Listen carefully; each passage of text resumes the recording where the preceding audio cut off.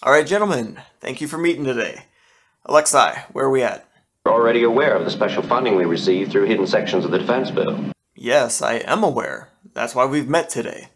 Although you probably don't know why. I think I have a pretty good idea. So, what are we looking at? A new kind of missile? Maybe an updated tank? We can now wiretap directly into a man's soul. And all we need to know is his birthday. Come again? Only the zodiacally privileged are above it. Oh, there are such people. And they remake the world. I have no idea what you're saying right now. Are you having a stroke? Our interzod computers are constantly scanning the infinite astrological configurations swirling through our universe in search of potentially troublesome ZPs. Do you have any idea what he's talking about? No, I'm afraid not. Does anybody have any idea what the hell Alexei is talking about?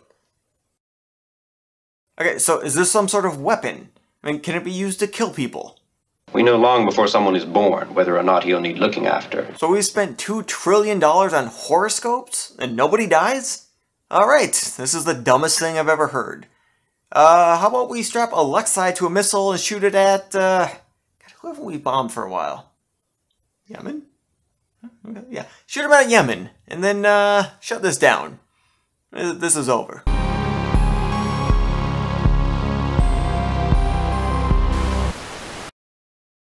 What's up, everyone? How's it going today? How am I doing? Oh, well, thank you for asking. Yeah, yeah, I think I'm good. I'm excited about two things, and no, one of them is not today's movie.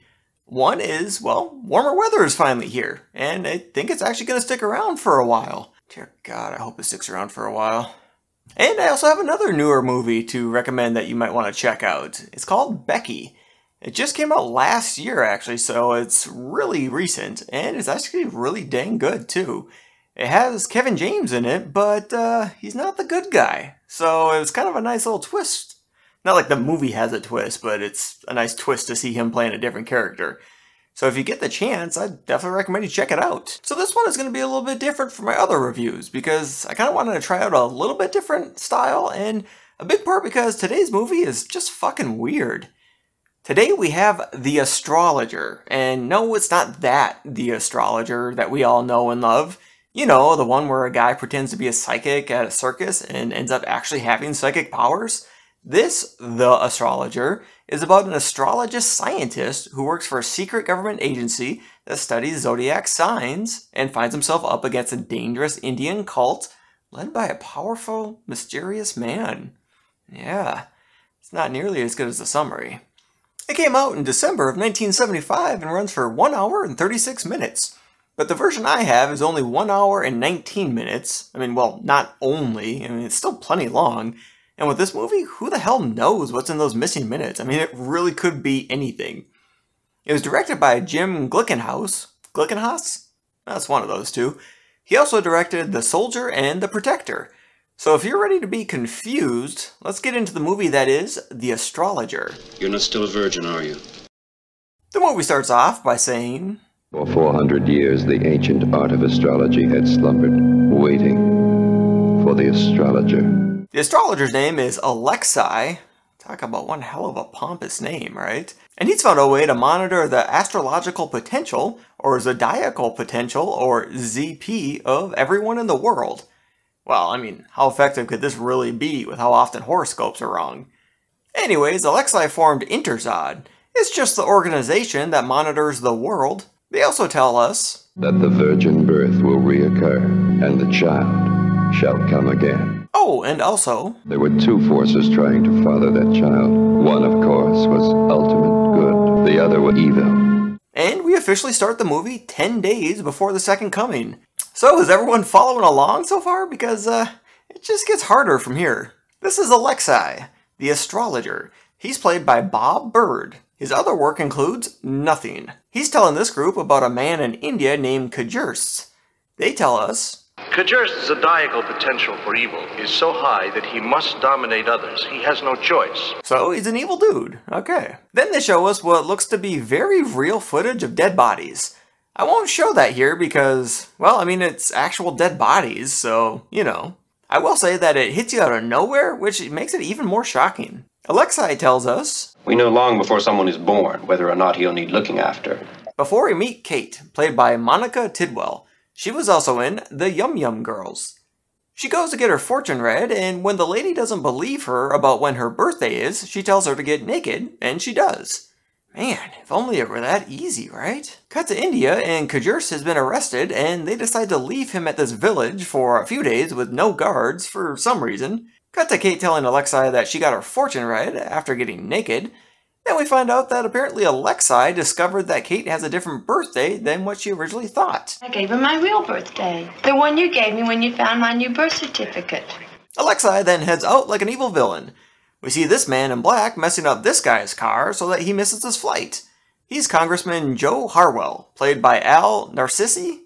Nothing else for him. Alexei offers him a ride on his private plane. On the plane, we meet Rav, played by Allison McCarthy. Any guesses on how much other work she has? That's right, none. She tells Alexei that Kajurs has been arrested, then goes to take a nap. Alexei tells Harwell that he would like to work more closely with him.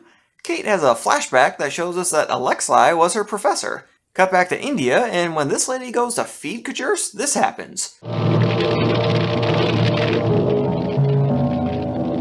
So, like I said, this movie is confusing because, is this a vision she's having, or is this actually happening? Also, this looks like the least fun position out of the Kama Sutra. Just saying. We get a dinner scene that doesn't do much, but help us show that Kate has no interzod clearance whatsoever. She doesn't even know it exists. She knows nothing about my real work. And that this guy is trying to pinpoint the Virgin Mary's birth date down to the hour. Then we get this scene that shows us that Interzod performs manipulations to help get what they want. Here, Alexei tells Harwell that Interzod studies how people from the past, born under certain astrological circumstances, behaved, and that they assume it will transfer to people of modern days.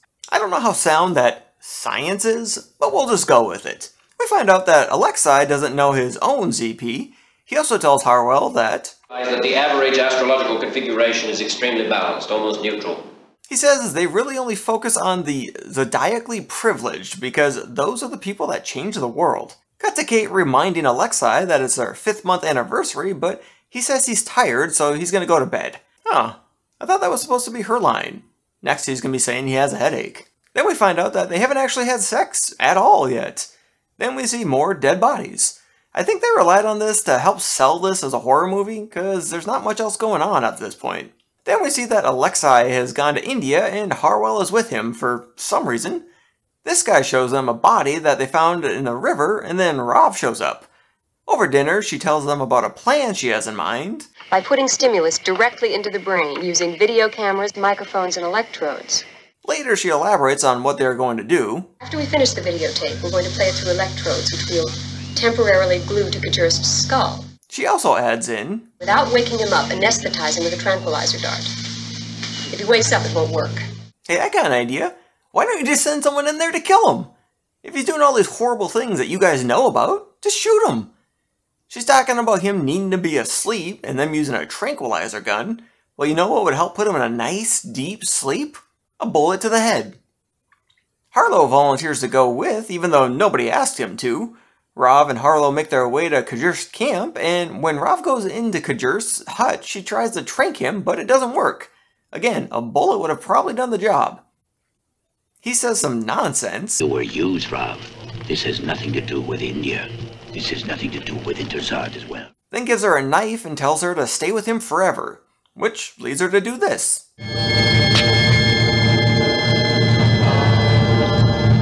Harlow very pathetically gets trapped and killed. Alexei has one hell of a dream before he gets a call that Kate took off, so he heads back home.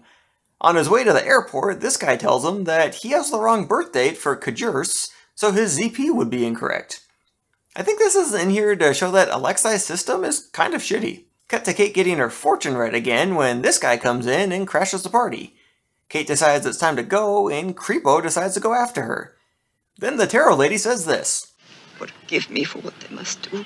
Cut to a gypsy shindig that Kate is at. Who the hell knows why? I mean, I guess really it doesn't matter. Then we see Kajurs is also there. Sure, okay, yeah. But before anything happens, the tarot lady shows up and stabs Kajurs.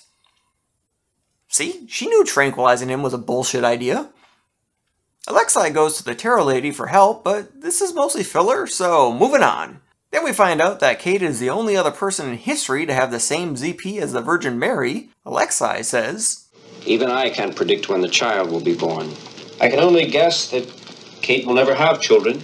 Then says he thinks Kajurst was born on a mountain, and his colleague says this. The ZP of a person born in the Himalayan mountains, it would be infinitely negative.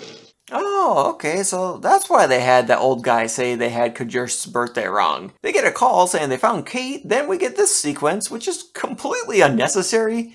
See, what I think it is that they had rented the car, and they just wanted to put it in the movie. By the way, that's a Lola T70 MK2, just in case you were curious. This guy picks up Kate from Burning Man and takes her back to Alexei. When he asks her if she's a virgin, she says, I haven't been a virgin since I was 16. The baby was put up for adoption. Then his friend goes to talk to a nun, but it doesn't further the plot at all, so moving on. Cut to seeing that Kate and Alexei have finally consummated their marriage. Kate tells him about having her kid and not knowing who the father was. Eventually she says that she told everyone that she didn't know who the father was, but that she never actually had sex with the boy to get pregnant. Now, I know this is supposed to be the climax of the movie, but I don't think a lot of people made it this far into the movie. Plus, it's just not good. Really, this scene only has one thing going for it, and it's not the dialogue. And it's one hell of a thing. See, even they realized how boring this was, so they had to throw in some eye candy. Transition to this girl, presumably Kate's daughter, and we see Kajurst is watching her, but now he's got style. Then this lukewarm pile of shit is over. And now for some fun facts. This movie was adapted from a novel of the same name, published just 3 years earlier. The novel was written by the director's father-in-law. 31% of Americans believe in astrology. Excuse me for a second, I'm just gonna check out my horoscope for today. Okay, alright. Wait, 9th house of wisdom? What the fuck does that mean? So, would I recommend The Astrologer? That's impossible. This movie sucks! It's not good, you know? Okay, so on one hand, props for them trying something different. You know, that's how good stuff happens, trying something new. But then this movie doesn't make any sense. Maybe the book is good, you know, but the movie is shit. So if you do want to watch this, I'll put a link in the description where you can check it out for free. At least at the time I recorded this. But just remember, I'm pretty sure they show actual dead bodies in this. And it sucks. So, what did you guys think? Let me know in the comments if you've seen this movie, and if you liked it or not. If you did like it, I might judge you a little bit, but let me know anyways. At least I'll have fun. In my last review, I looked at flesh-eating mothers, so I'll put a link up for that so you can check that out too.